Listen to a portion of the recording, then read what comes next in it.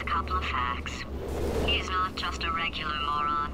He's the product of the greatest minds of a generation, working together with the express purpose of building the dumbest moron who ever lived. And you just put him in charge of the entire facility. Good, that's still working. Hey, just in case this pit isn't actually bottomless, do you think maybe you could unstrap one of those long fall boots of yours and shove me into it? Just remember to land on one foot.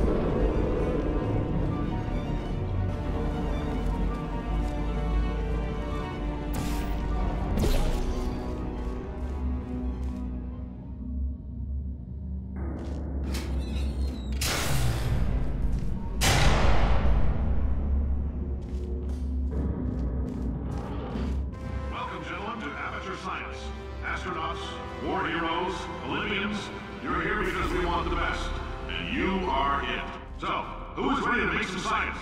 I am. Now, you already met one another on the limo ride over, so let me introduce myself. I'm Cave Johnson. I own the place. That eager voice you heard is the lovely Carolyn, my assistant. Rest assured, she has transferred your honorarium to the charitable organization of your choice. Isn't that right, Carolyn? Yes, sir, Mr. Johnson. She's the backbone of this facility. Pretty as a postcard, too. Sorry, fellas. She's married. To science. There's 1,000 tests performed every day here in our enrichment spheres. I can't personally oversee every one of them, so these pre-recorded messages will cover any questions you might have and respond to any incidents that may occur in the course of your science adventure. Your test assignment will vary depending on the manner in which you have bent the world to your will. Those of you helping us test the repulsion gel today, just follow the blue line on the floor. Those of you who volunteered to be injected with praying mantis DNA, I've got some good news and some bad news. Bad news is we're postponing those tests indefinitely. Good news is we've got a much better test for you, fighting an army of mantis men. Pick up a rifle and follow the yellow line. You'll know when the test starts.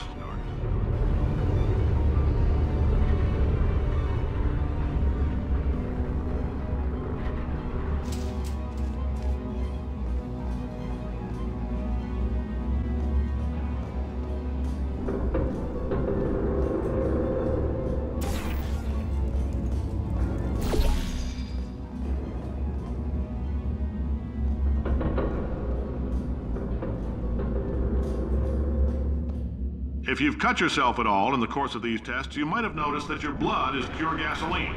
That's normal. We've been shooting you with an invisible laser that's supposed to turn blood into gasoline. So all that means is it's working.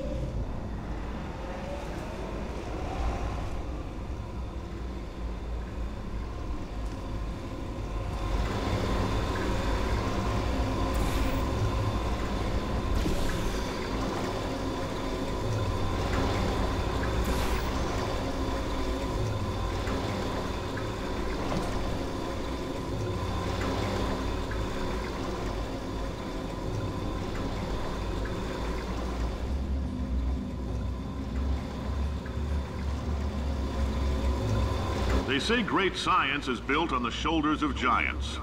Not here. At Aperture, we do all our science from scratch. No hand-holding.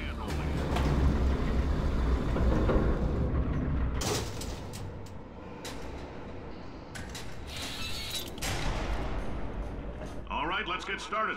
This first test involves something the lab boys call repulsion gel. You're not part of the control group, by the way. You get the gel. Last poor son of a gun got blue paint. All joking aside, that did happen. Broke every bone in his legs. Tragic, but informative. Or so I'm told.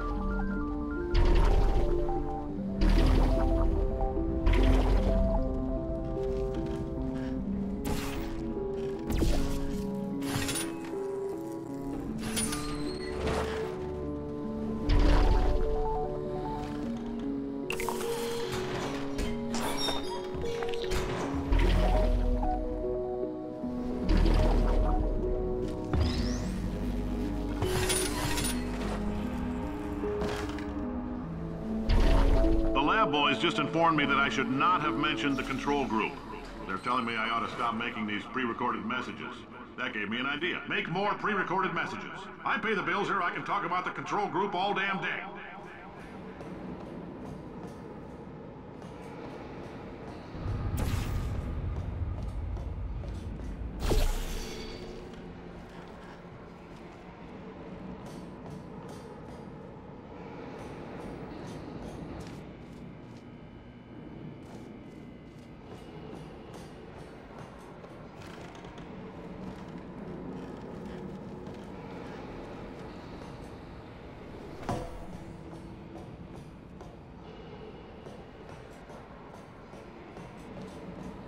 For this next test, we put nanoparticles in the gel. In layman's terms, that's a billion little gizmos that are going to travel into your bloodstream and pump experimental genes and RNA molecules and so forth into your tumors. Now, maybe you don't have any tumors. Well, don't worry. If you sat on a folding chair in the lobby and weren't wearing lead underpants, we took care of that too.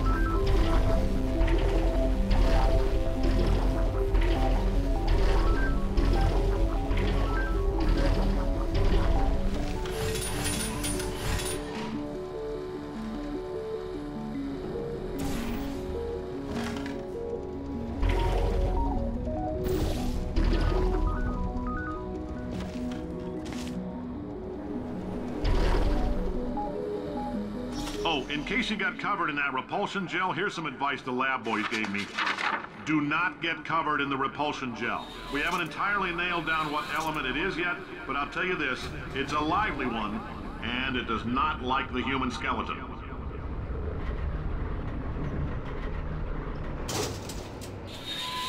All these science spheres are made of asbestos, by the way. Keeps out the rats. Let us know if you feel a shortness of breath, a persistent dry cough, or your heart stopping, because that's not part of the test. That's asbestos. Good news is the lab boys say the symptoms of asbestos poisoning show a median latency of 44.6 years. So if you're 30 or older, you're laughing. Worst case scenario, you miss out on a few rounds of canasta. Plus, you forwarded the cause of science by 3 centuries. I punch those numbers into my calculator, it makes a happy face. Ha! I like your style. You make up your own rules, just like me. Bean Counter said I couldn't fire a man just for being in a wheelchair. Did it anyway. Ramps are expensive.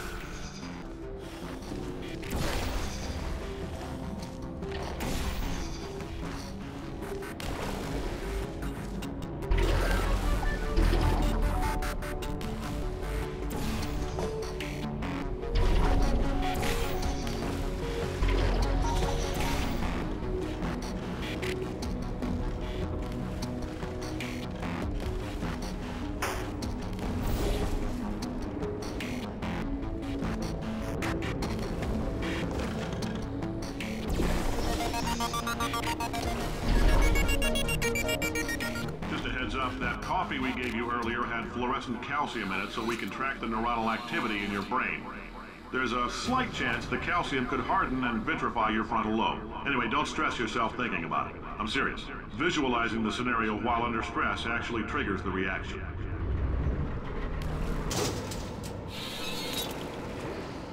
Now, if you're part of control group Kepler-7, we implanted a tiny microchip about the size of a postcard into your skull. Most likely you've forgotten it's even there. But if it starts vibrating and beeping during this next test, let us know.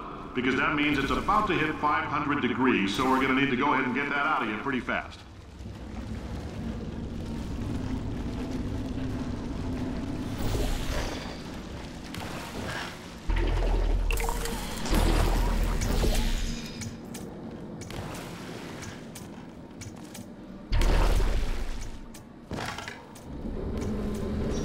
Telling them, keep your pants on.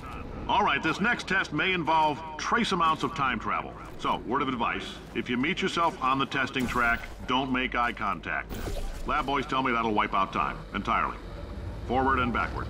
So, do both of yourselves a favor and just let that handsome devil go about his business.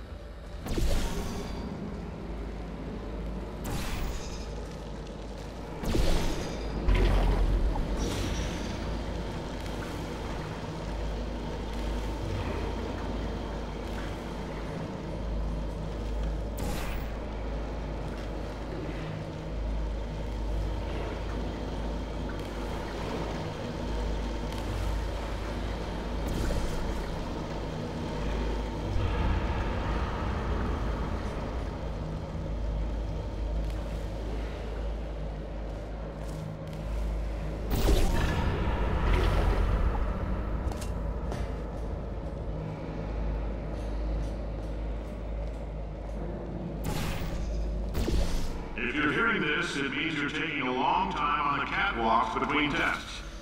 The lab boys say that might be a fear reaction. I'm no psychiatrist, but coming from a bunch of eggheads who wouldn't recognize the thrill of danger if it walked up and snapped their little pink bras, that sounds like projection. They didn't fly into space, storm a beach, or bring back the gold. No, sir, we did. It's you and me against the world, son. I like your grit. Hustle could use some work, though. Now let's solve this thing.